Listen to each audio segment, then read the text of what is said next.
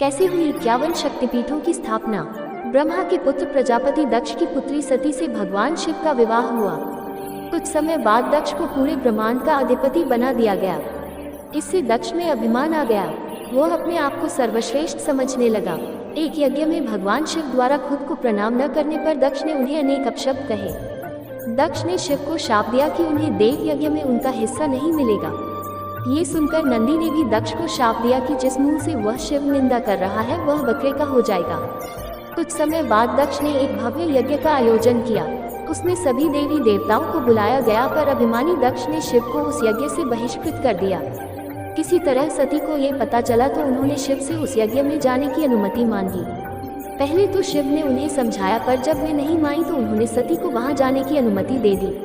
सती अपने पिता के घर पहुंची तो दक्ष ने उनसे आंखें फेर लीं। सती यज्ञ में शिव का भाग न देखकर रुष्ट हो गई और सभी को बुरा भला कहने लगी। ये सुनकर दक्ष ने भी शिव निंदा प्रारंभ कर दी। ये सुनकर सती को बड़ा दुख हुआ और उन्होंने योगाग्नि से अपने शरीर को भस्म कर दिया। ये देखकर शिव के गणों ने दक्ष यज्ञ पर हमला कर दिया, पर देवताओं ने उन्हें वहां से भगा दिया। वे शिव के पास गए और सारी घटना सुना दी। ये सुनकर शिव को बड़ा क्रोध आया। उन्होंने अपनी एक जटा को उखाड़कर जमीन पर मारा, जिससे वीरभद्र और महाकाली प्रकट हुए। शिव ने उन दोनों को दक्ष का यज्ञ विध्वंस करने की आज्ञा दी। उन्होंने पल भर में ही दक्ष का यज्ञ विध्वंस कर डाला और वीरभद्र ने दक्ष का सिर काटकर उसे यज्ञ कुंड में फेंक दिया। ये देखकर देवताओं में हड़कंप मच गया और उन्होंने शिव स्तुति प्रारंभ कर दी।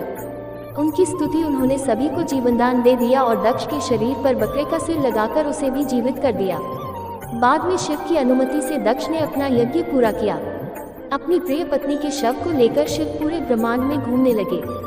उनके प्रताप से सारी सृष्टि जलने लगी। तब विष्णु ने अपने सुदर्शन चक्र से सती के शरीर के 51 टुकड़े कर दिए। ये टुकड़े जहाँ जहाँ गिरे वहाँ शक्तिपीठों की स्थापना हुई। तब सती का पूरा शरीर कटकर गिर गया तो भगवान बहुत दुखी हुए और कैलाश पर जाकर एकांत में समाधि ले ली।